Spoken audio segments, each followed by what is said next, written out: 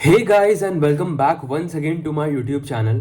दोस्तों, मैंने पिछले दो वीडियोस में क्लास 12th फ्लेमिंगो के चैप्टर नंबर 2 लॉस्ट स्प्रिंग को समझा दिया था। आज इस वीडियो में हम उसी चैप्टर के कुछ इंपॉर्टेंट क्वेश्चन एंड आंसर्स को देखेंगे। तो बिना टाइम वेस्ट किए स्टार्ट करते हैं हमारे क्वेश्चन नंबर 1 से, जो है what is Saheb looking for in the garbage dumps, where is he and where has he come from. Saheb कचरे के ढेर में क्या ढूंढ रहा है, वो कहां है और वो कहां से आया है। Saheb is looking for rupee और coin in the garbage. He is in the neighbourhood of the author. Saheb has come from Bangladesh. He use to live in Dhaka. He came with his mother in 1971 when storms swept away their fields and homes. दोस्तों, Sahib garbage में रुपी या coin ढूंढ रहा है। वो author के पड़ोस में है। साहिब बांग्लादेश से आया है। वो ढाका में रहता था। वो अपनी मदर के साथ 1971 में आ गया था जब तूफान आने की वजह से उसका घर और फील्ड्स डिस्ट्रॉय हो गई थी। Question number 2, what explanations does the author offer for the children not wearing footwear. दोस्तों, जो बच्चे शूज नहीं पहनते हैं उनके लिए ऑथर ने क्या एक्सप्लेनेशन दी। आंसर नंबर 2 है, the explanation offered by the author is that it is a tradition to stay barefoot. It is not lack of money. She wonders if this is the only an excuse to explain away a perpetual state of poverty. दोस्तों, author के explanation के according barefoot रहना मतलब कि नंगे पैर रहना उन बच्चों का ट्रेडिशन है। आगे ऑथर कहती है कि इस बात से पता चलता है कि वो सभी बच्चे कितने पुअर हैं और कितनी पॉवर्टी में जी रहे हैं। Question number 3, is Sahib happy working at the tea stall, explain.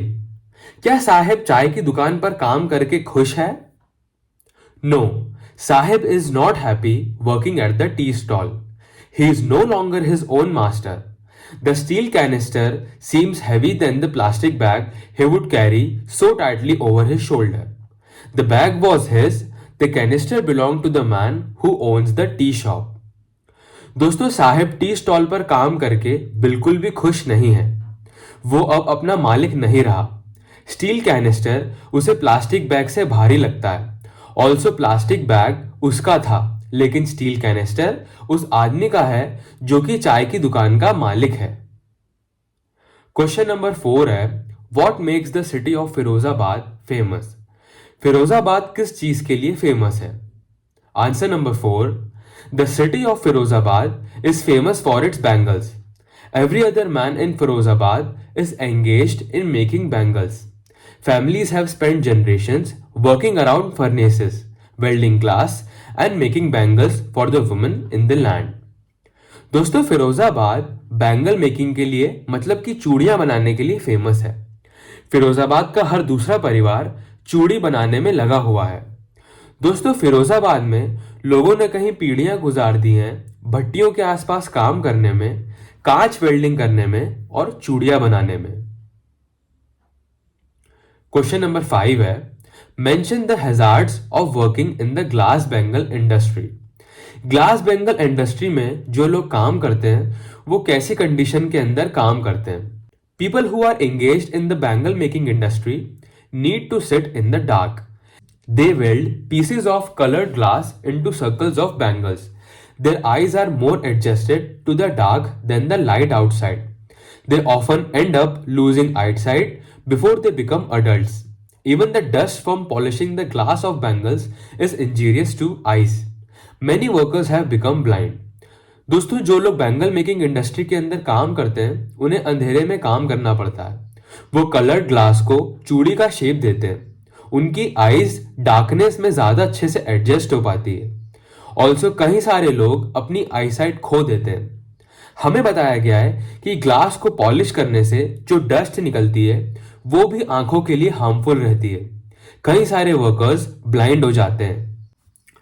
Question number 6, how is Mukesh attitude to his family situation different from that of his family. Mukesh का अपनी फैमिली सिचुएशन के लिए एटीट्यूड उसके परिवार से अलग कैसे है?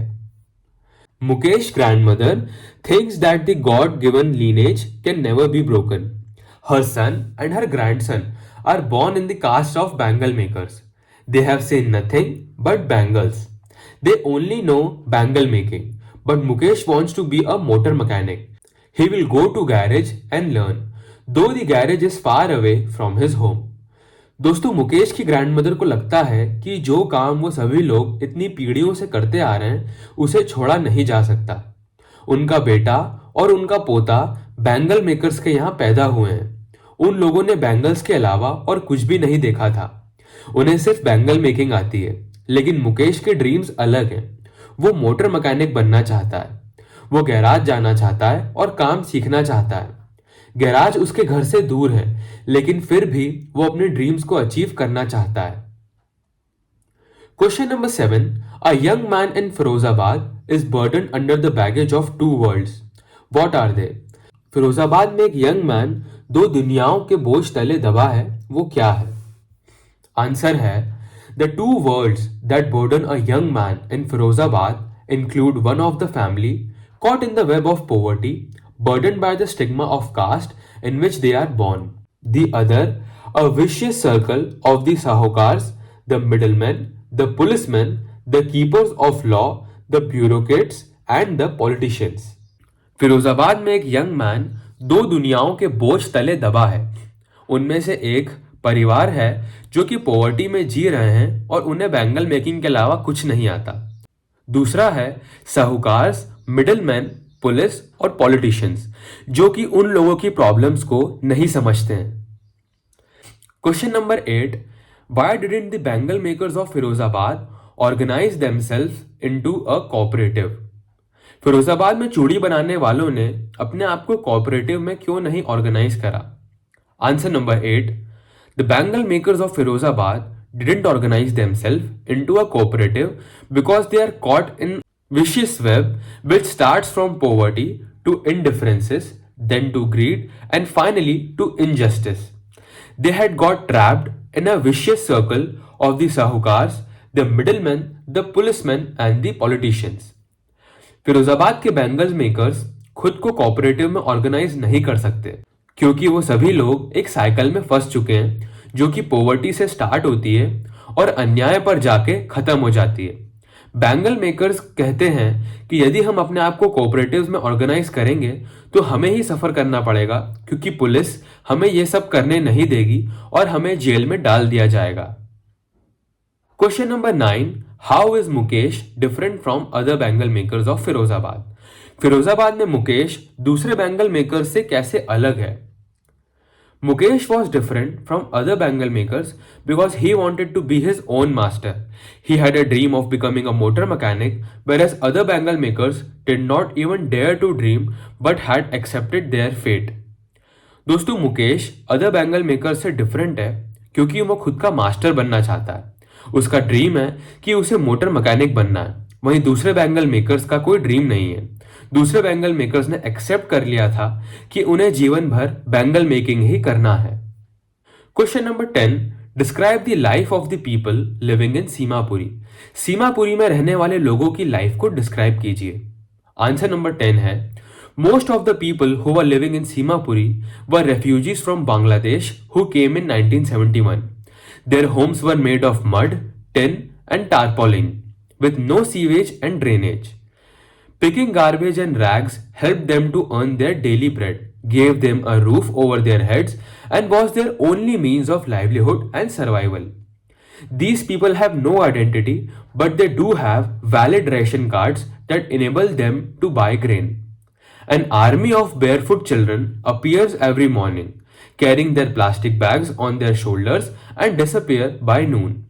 They are forced to live a life of poverty that results in the loss of childhood innocence. Sahib, a rag picker, roamed in the streets, scrounging for garbage, barefoot and deprived of education. Later, he starts working in a tea stall, but he loses his freedom as he is no longer his own master.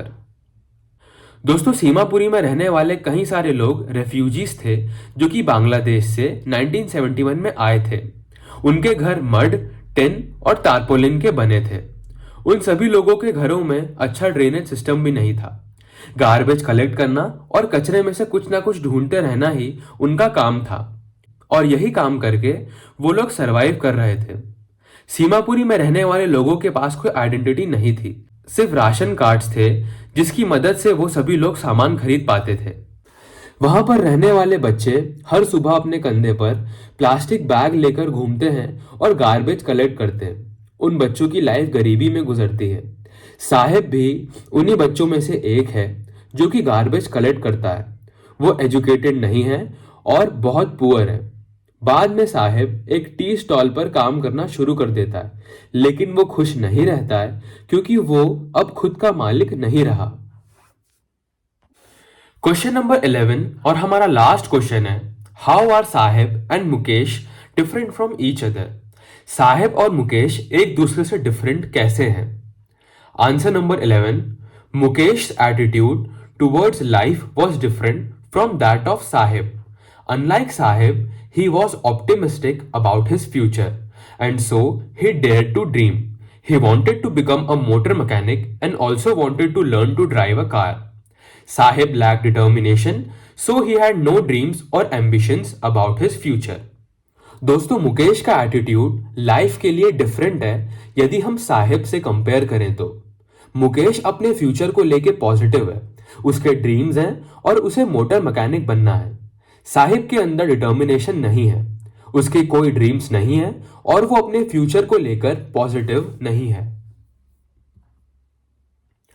इसी के साथ हमारा ये chapter यहां पर finish होता है। इस पर्टिकुलर वीडियो में हमने class 12 flamingo chapter number 2 lost spring के इंपॉर्टेंट क्वेश्चन एंड आंसर्स देखे। मुझे उम्मीद है दोस्तों कि ये वीडियो आप सभी को अच्छा लगा होगा। प्लीज इस वीडियो को अपने फ्रेंड्स के साथ भी शेयर कीजिएगा। Don't forget to like, share, comment and subscribe to my YouTube channel. Follow me on Instagram.